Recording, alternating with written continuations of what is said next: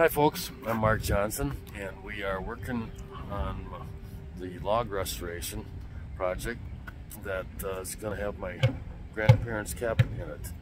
And we're on the second week, and we haven't really gotten too far. Got a little bad weather last week, but anyway.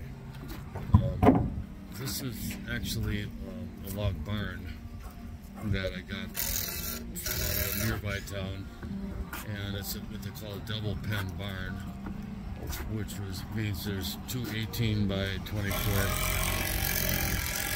log buildings. And this one here is going to be the kitchen dining room area, and the one that I was in over here will be the living room. There'll be a column in the center there, and two big windows facing out to the lake. And one of the things we're doing, I may have mentioned that before, we're putting these threaded rods through all the courses to hold it down in a little bit better fashion than gravity did for 100 years. But anyhow, over on this side, we're just getting started with these logs, and there was a doorway in the back of this wall here, which we're going to kind of convert to a window. And those are actually the two logs that belong here. I'm going to probably eliminate the short one and make it a continuous log up until we get above the countertop.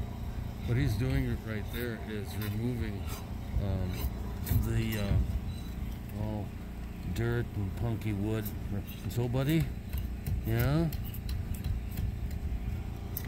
we have to get this area here really clean, because this is where the chinking is going to sit on the inside and on the outside.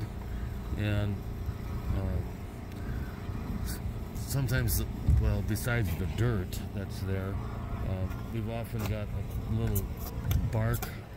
This one's got bark on it, and we have to get that off so that we've got good contact with good wood. And anyhow, the other tool we use for doing that is this curve-based planer. This works really good for doing this area here too. Right, buddy wants to get in the show too.